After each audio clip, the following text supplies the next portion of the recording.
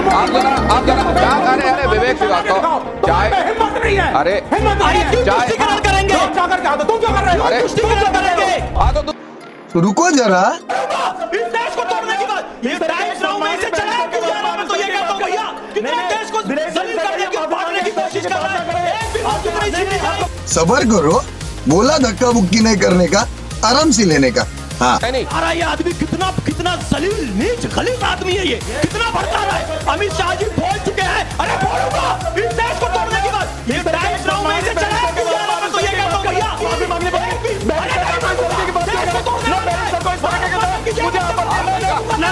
आइए जरा आइए अरे आप पीस पार्टी में आप मेरी पार्टी में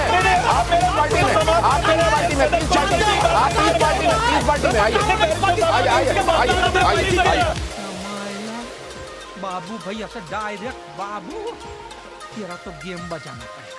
तुम क्या कर रहे हो? अरे तुम क्यों चाय से ज्यादा केतली गरम है।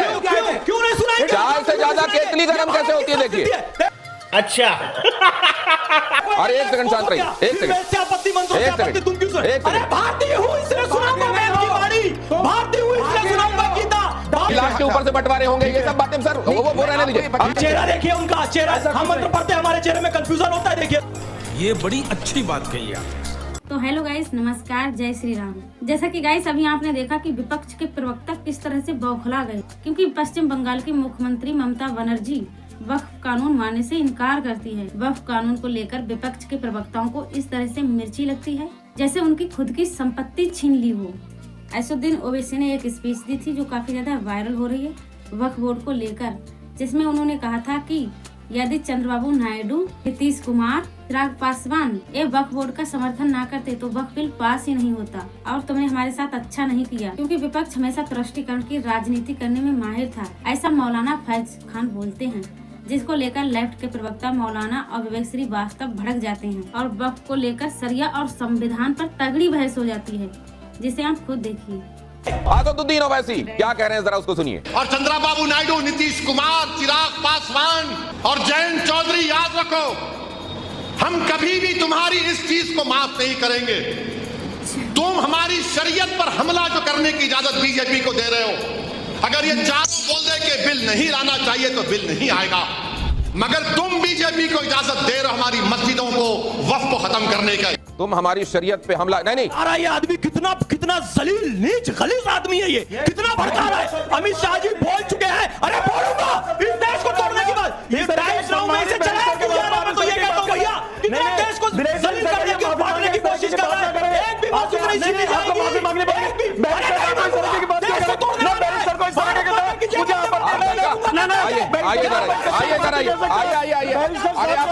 अरे आप पीस पार्टी में आइए। नहीं चलेगा, ये नहीं चलेगा।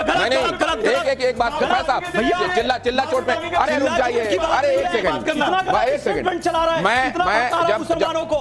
मैं एक बात ये जानना चाहता हूँ कि शरीयत की बात भी हो रही है और संविधान जिंदाबाद भी हो रहा है, ये दोनों चीजें कैसे हो रही हैं? मोदी जी ने सबसे अच्छा शरीयत और संविधान का बैलेंस किया है। शरीयत ये कहती है तलाक एक बार में बोलने पर नहीं होगा, एक महीने के बाद होगा।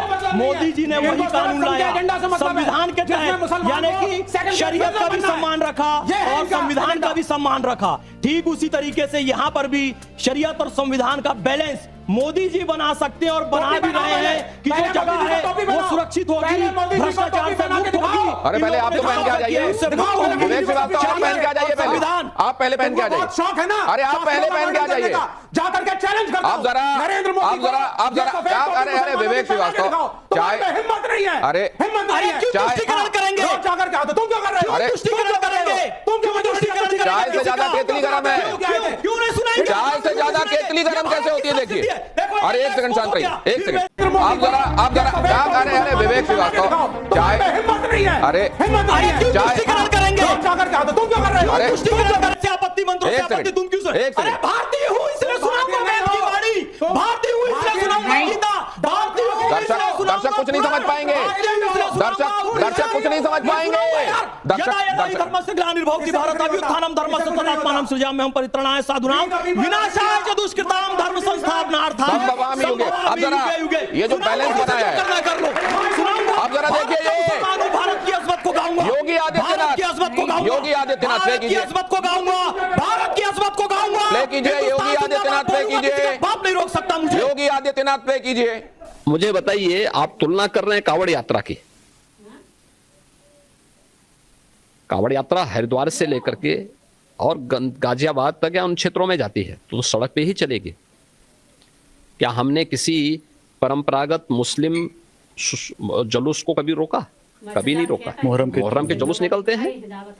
हाँ, ये जरूर कहा कि भाई ताजिया की साइज थोड़ा छोटा करिए, इसलिए करिए क्योंकि तुम्हारी सुरक्षा के लिए हाई टेंशन तार होंगे, हाई टेंशन तार बदलेंगे नहीं तुम्हारे लिए, उसकी साइज कम करो क्योंकि हाई टेंशन की चपेट में आओगे मर जाओगे।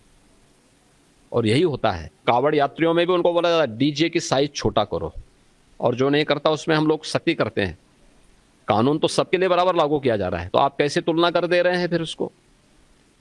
ईद में कौन सा प्रदर्शन करेंगे आप? घंटों सड़क जाम करेंगे नमाज पढ़ने के नाम पे, और नमाज पढ़ने की जगह आपके ईदगाह होगा, आपका मस्जिद होगा, सड़क नहीं हो सकती। और इसके लिए अगर बोला जा रहा है आप मानेंगे नहीं, तो ठीक तो कहा कि आप उदंडता करेंगे। पथराव जो वहां पे हुआ वो दो मुस्लिम पक्षों में पथराव हुआ है, हिंदू पक्ष उसमें कहीं भी नहीं है, प्रशासन कहीं भी नहीं है। प्रशासन तो बीच बचाव के लिए गया। 140 करोड़ का देश है हम, और अगर मैं गलत कह रहा हूं तो आप लोग बोलिएगा। हम लोग तभी एक ताकत बनते हैं जब हमारी मुट्ठी बनती है, जब हम एकजुट होते हैं। अगर हर कोई अपनी एक अलग दिशा पकड़ के भागने लगेगा और डिसिप्लिन को फॉलो नहीं करेगा तो ये देश डेमोग्राफिक डिविडेंड नहीं कह पाएंगे हम 140 करोड़ को, फिर हमारे लिए अराजकता हो जाएगी। और क्या ऐसे लोग एनार्की को बढ़ावा देना चाहते हैं, अराजकता को बढ़ावा देना चाहते हैं? हारिस, आपकी निगाह में क्या है? देखिए, मैं बहुत इंपॉर्टेंट बात आपसे मैं शेयर कर रहा हूं कि इसमें कोई शक नहीं कि हमारे मुल्क की विशेषता यह है कि इसमें डिफरेंट टाइप के कल्चर, डिफरेंट टाइप की पूजा पद्धति, डिफरेंट टाइप की आस्था के लोग रहते हैं और सभी को सम्मान हासिल है। मैं ये बताना चाह रहा हूं, लेकिन देश के लिए जो डिसिप्लिन जरूरी है वो तो सबको लाना पड़ेगा। बहुत ज्यादा अराजकता से हर हाल में हमें दूरी अख्तियार करने की जरूरत है। मैं इसीलिए आपसे मैं शेयर करना चाहता हूं। श्रीवास्तव कि आप बगलगीर होकर कैसे गले मिल लेते हैं? बिल्कुल, ये तो दिल से दिल मिलाते हैं भाई। सिर्फ बगलगीर होने के बाद हम आपसे भी दिल से दिल मिलाते हैं। नहीं, हमसे तो ठीक है, लेकिन उनसे कैसे कर लेते हैं? चलिए, वो अराजकता नहीं करते क्या? नहीं, ये तो बिल्कुल उनकी की हुई कही हुई बातों को अर्बन नक्सल की श्रेणी में आप लाएंगे नहीं लाएंगे? जो मुल्क के संविधान के हवाले से बात करता है हम उसे गलत नहीं कहते हैं, और अगर मुल्क के संविधान के कोई खिलाफ बात करे तो उसके लिए कानून। तो आपके हिसाब से फैज गलत बात कर रहे हैं और विवेक सही बात कर रहे हैं। मैं बहुत सी जानकारियां फैज साहब के पास बिल्कुल रॉन्ग हैं, अगर इजाजत दे तो मैं एक आध पर चर्चा जल्दी से बताइए कौन सी गलत है। मिसाल के तौर पर अभी मैं इनको बता दूं, एक जानकारी तो इनको यही गलत है कि मुसलमान जो चरमपंथी हैं, मुस्लिम जो रिलीजियस स्कॉलर हैं, शरीयत के नाम पर पाकिस्तान को अलग किया था। मैं आपको बता दूं, मुसलमानों के जो सबसे बड़े जानकार थे मौलाना आजाद, उन्होंने कहा था कि अगर हिंदू और मुसलमान अलग अलग कर दिए जाएं और ऐसी आजादी मिलेगी तो हमें वो आजादी भी नहीं चाहिए। अरे तो ये भी कहा गया था कि मेरी लाश के ऊपर से बंटवारे होंगे, ये सब बातें सर वो रहने दीजिए। प्ले कीजिए। देखिए, ये वो कह रहे हैं कि वो कंफ्यूज है कि हाथ जोड़े या दुआ के लिए हाथ उठाएं, उनको पता नहीं चल रहा है। चेहरा देखिए उनका, चेहरा हम मंत्र पढ़ते हैं, हमारे चेहरे में कंफ्यूजन होता है। देखिए दुआ कर रहे हैं, कैसा कंफ्यूजन है इनके चेहरे में। सुन रहे